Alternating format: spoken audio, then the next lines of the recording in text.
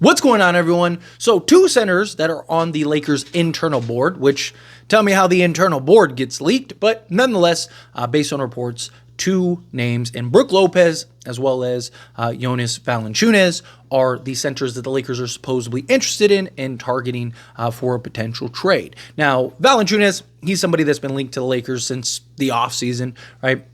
I still maintain, is probably the most likely to end up being a Laker. Still holding out hope for Kessler. I could still very well see that end up getting done at some point. However, I do think, if I had to, hey, Tyler, make a bet on who you think Lakers will have by the trade deadline, probably Valanciunas.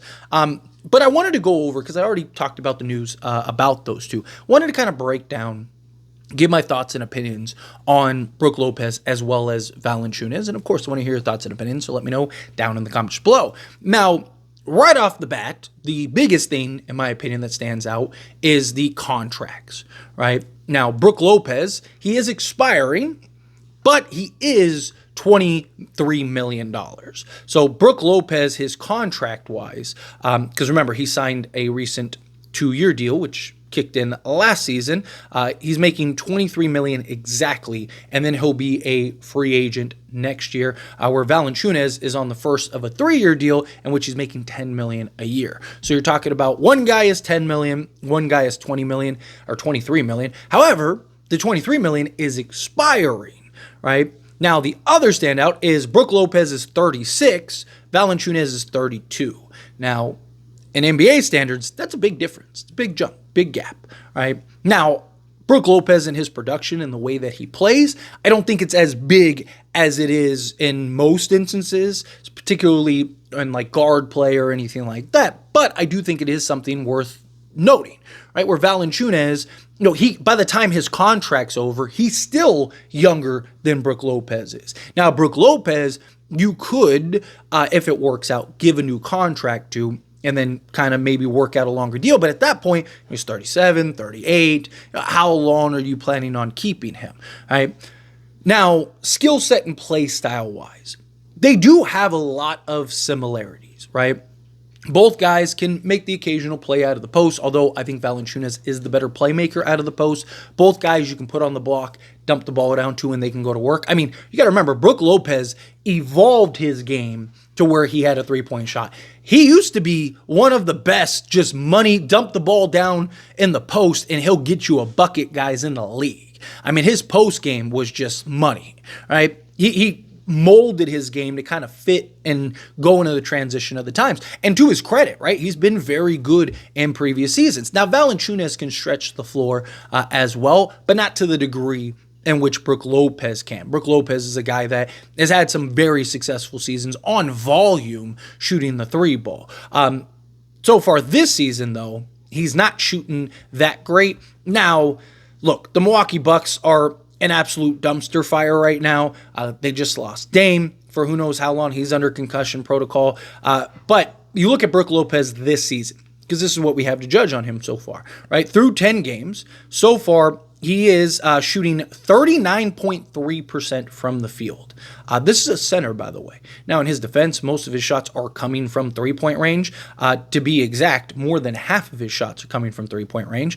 He is shooting 27.7% from three-point range on 4.7 attempts. Now, in his defense, right, he's a career 35% three-point shooter, and you look at the last few years, 36.6% on 5.1 attempts, 37.4% on 4.7 attempts, which is the same amount of attempts as this season. Then he shot 36% on 4.1 attempts, right? So you kind of look at the last 5 years, basically a 36% three-point shooter is the range. Best case scenario, he can get you to 37, maybe 38% from three. And then from two-point range, he is shooting 54.1%, but that's down from 62.1% last season. He's taking 3.7 attempts, where last season he was taking 4.4 attempts. EFG of 47%. Last season he had 58.3%, which is not great. Even his free throw shooting is down. His free throw shooting is 73.3%, and last season he was 82.1% from the foul line. He's averaging 4.6 rebounds rebounds compared to 5.2. Assists are still 1.6 on the dot. Steals, he's averaging a full steal, where last season he averaged half a steal. He's averaging 2.1 blocks, where last season he was averaging 2.4. He's averaging 1.5 turnovers compared to 1, 2.4 fouls, which is the exact same as last season, and then averaging 9 points. So he's basically giving you 9 points, 5 rebounds, and 1.6 assists on 30 and a half minutes a game. It's not good, right? Caveat in his defense, again, Milwaukee's been a dumpster fire. Milwaukee is not utilizing him, kind of going the Christian Wood route, right? Like that I talked about with Darvin Ham last season, where he might as well be a 3-and-D perimeter guy rather than a big man that you can dump the ball down to in the post, right? I would prefer and hope that if the Lakers did acquire him, that he's a guy that the Lakers are putting on the block. Yes, on occasion he's stretching the floor, right? But kind of using him similar to AD, right? Where AD, yes, he's in that like 15 range, but on occasion you see him stepping out, knocking down the 3-ball. I'd like to see Brook Lopez in a similar type of system. I do think JJ Redick will utilize Brook Lopez much better than what he's been utilized this season in Milwaukee, but it is worth noting that he is struggling this season. Is that decline? It's a question at least worth asking. Why? Because he's 36 years old. If he was 32, 30, 31, we might be going like, okay, it's solely the Bucks. But there are some real genuine questions of like, okay, wait a minute, is it the Bucks or is it just Brook Lopez? Now, you look at the other side, because what about Valanciunas? What is Valanciunas providing this season? All right. Well, so far this season for the Washington Wizards, through 8 games at the time of recording this, he's averaging 21 minutes. So, again, 9 less minutes than Brook Lopez. He is averaging 8.6 attempts per game. Roughly the same attempts. He's shooting 59.4% from the field. He's shooting 33% from three-point range. However, on 0.04 attempts. Now, if you look at last season, he shot one and a half attempts at 30%. His best shooting season as of recent was 3 years ago now, in which he shot 2.1 attempts and shot 36% from the floor. So again, this isn't the guy that shoots the volume that Brook Lopez does. Again, he's a guy that can on occasion stretch the floor, but as I mentioned earlier, he's not Brook Lopez level or anywhere close to Brook Lopez. So there is that argument there. However, you look at from 2-point range, he's shooting 60.6% from 2-point range. Last season, he shot 60.9%, so he's right there as far as percentage-wise goes on that. 7.3 attempts last season, 6.3 this season, and then EFG of 60.1, where last season he had an EFG of 58.5. So better effective field goal percentage. And then free throw line, he's averaging 2.5 attempts, which last season he averaged 2.5 attempts, shooting 90% on the season, where last season he was 78.5. He is averaging rebounds-wise, he is averaging 7.1 rebounds compared to 8.8 last season, but you got to keep in mind he played 3 more minutes last season than he has this season, so that could be the difference as to why the 1.5, or let's call it 2, difference. Assist. 2.6 assists compared to 2.1 last season. He's averaging half a steal. Will be nice, round up a block with 2 turnovers, 1.6 fouls, and averaging 12.6 points. So similar stat lines, just one is more efficient in Jonas Valanciunas thus far. Now, the reason I prefer Valanciunas is as simple as he is $10 million a year, right? Let's assume, right, that Brook Lopez can come back, and let's say he came to Lakers and can get back to the production we saw him, 2 seasons ago, before really the Dame experiment, right? Where let's say he could be a 12-8 guy, dish out a couple assists, give you 2 blocks. I do like Brook Lopez he's obviously he's the better 3-point shooter, and he's the better rim protector, right? But one, you're looking for a backup.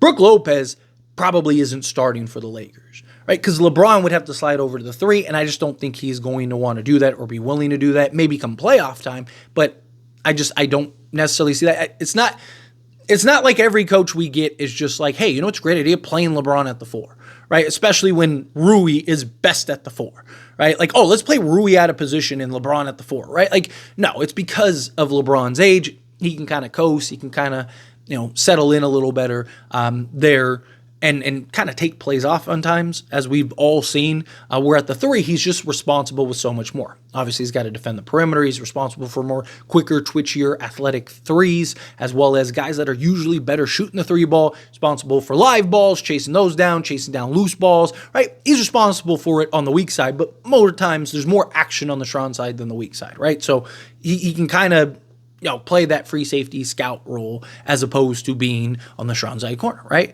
But I just think Valanciunas gives you exactly what you need.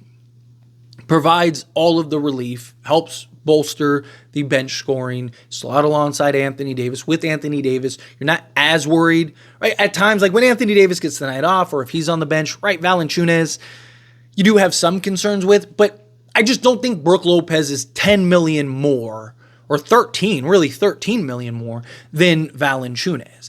I just think you use Valanciunas, that 13 million difference can be the difference between you getting like a Dorian Finney-Smith, for example, right? I would rather have a Dorian Finney-Smith and a Jonas Valanciunas than a Brook Lopez, right? Like, to me, I just think Valanciunas is a guy that gives you more flexibility than Brook Lopez does. And therefore, I would prefer Valanciunas. Both have a lot of comparisons. Both have a lot of what the Lakers are looking for.